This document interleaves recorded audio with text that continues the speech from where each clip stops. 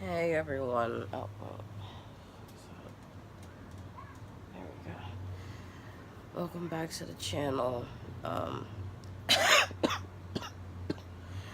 um, so I saw the final episode to Tokyo Ghoul Re.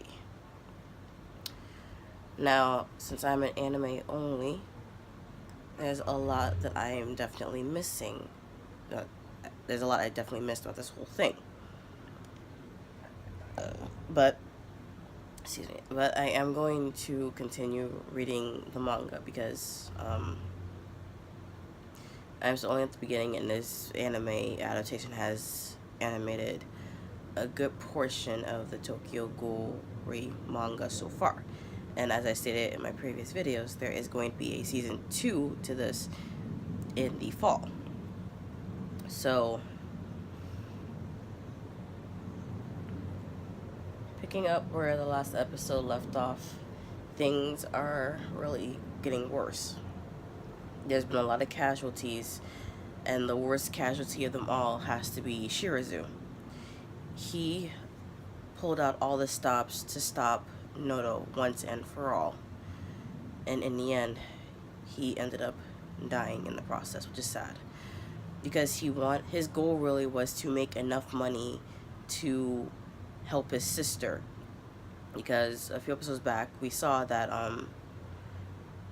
in a flashback, there was something growing on her face.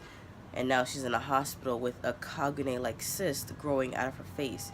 And his goal for becoming a QS was to make enough money to fund the operation to potentially have it removed. That was his one and only goal throughout life. So now that possibly cannot happen unless probably a lot of strings are pulled. But at this point, his sister now has no more living relatives that could possibly take care of her, probably. So should something happen to her, it might be the end. But I'm not going to get into that because I don't really know all the details, as I'm still currently reading the manga and I'm pretty far behind. Like in terms of the manga, I'm like only at what episode 2 would have pretty much been. With Heisei still fighting against, oh my god, what was his name? The one they codenamed Serpent, basically. Oh my god. I forgot his name. Shoot, Nishiki, that's his name. Ugh. It's cold as fuck in my head up a lot. But I haven't read the manga. I haven't touched the manga for a while because I got busy. But anyway, so Shirazu's dead and his whole team mourns for him. And Eto actually shows up. And it kind of surprised me that she can kind of more or less kind of detach herself from her transformation. So that was really kind of weird to me. It's like she uses it as like a second skin, basically, that she could come in and out of with ease. So that was actually a shock. But through all of this, we get a brief conversation between the child version of Kaneki and Heisei. And the child version of Kaneki is just basically his mental state, I guess. So we got to see some things that I believe I heard about in the manga. I think, yeah, this definitely is something that I believe will get touched on a lot more, basically. The fact that in Tokyo Ghoul, Kaneki, we saw for Kaneki's memories of his mother, he always remembered her as a kind and caring mother who was always smiling and who he was always happy to do stuff for and not cause any problems for her. But in Tokyo Ghoul Re, we see that that's not really the case. His mother wasn't always kind to him. Whenever, I guess, she was under like a lot of stress and like he started quote unquote bothering her, she wasn't a kind mother. She would actually beat him. Like even when he's apologizing, she would still beat him.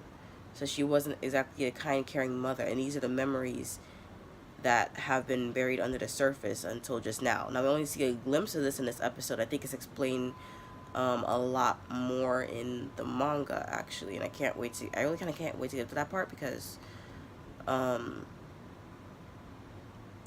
there's like a lot to it that hasn't been shown. Aside from that,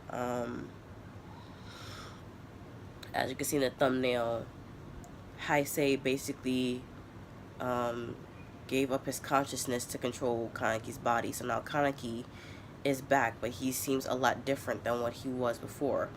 Now, it's not white-haired Kaneki, it's of course black-haired Kaneki. But like I said, he's not the same as he was. Like the Kaneki that we saw in the beginning was naive, of course, yes, but also kind-hearted. This Kaneki is just more or less cruel and very calculating, actually. Like the way he fought against Kanai was very like no holding back. He even skewered Tsukiyama without a bit of remorse. He went up against Eto and, well, I guess managed to kill her as he split her in half. He also did tell her that her father wanted him to save her, but then he asked why should he have to save a piece of trash like her? Meaning that I guess he doesn't really give a damn anymore. And something about Eto's past, actually, between her and Noto, as we always would see them together, is I guess Noto was actually Eto's caretaker as she grew up. And we got a flashback seeing that Noto did introduce Eto as a baby to Kuzen like a long time ago. And that's why they're always seen together. Like I said, he was pretty much her caretaker as she grew up. So whatever path that she took on her own, I guess diverse from what they probably intended for her, but he just accepted it. So as I said, many casualties. Noto is dead. Eto is presumably dead. We got a nice slight romantic moment between Kanai and Tsukiyama, where she apologized for falling in love with him without permission and asked for one last selfish request for him to call her by her real name, which he does. So, to end things off, it's really strange that no one is questioning why Heisei's hair is no longer black and white, but just pure black. Because they still call Kaneki by Investigator Sasaki, and he goes on like nothing is wrong. So that means he retained his memories of both his past and Heisei's memories. So there should be no questions as to who he is.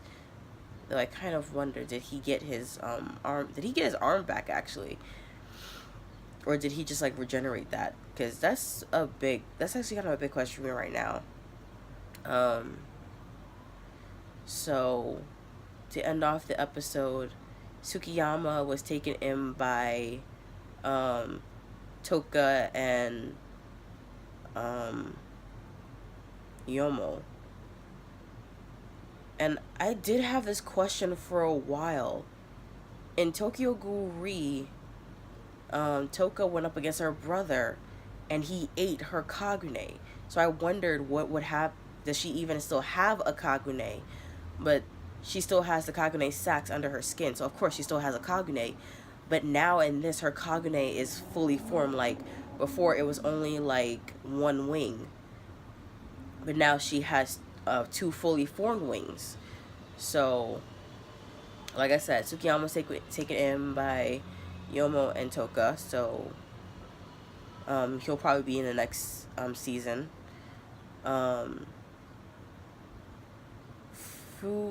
Fubiki? Oh my god, I forgot what this guy's name is. He was under the guy Kijima, who was basically killed. I'm guessing he's working for or with Algiri Tree, because I think he watched as members of the White Suit faction took Shiraku's body from the transportation detail that the remaining investigators had to transport their fallen comrades to, I guess, back to the CCG headquarters so that they can be autopsied and essentially buried. We see the rest of the Q squad crying at Shirazu's supposed gravesite. Um,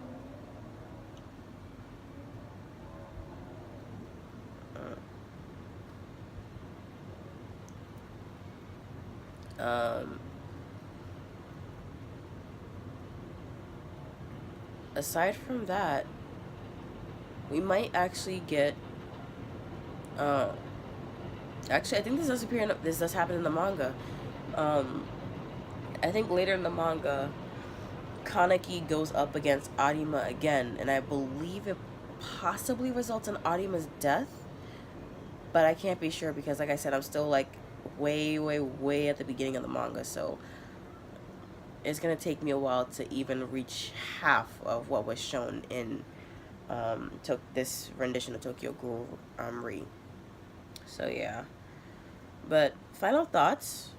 This was pretty good, despite the fact that I'm just still in anime only and I don't know a lot really of what's going on. But I still gave it my best opinion, and I pretty much cannot wait for season 2 to Tokyo Ghoul Re. Now, my ears keep popping. It should not be possible, but it is, I guess.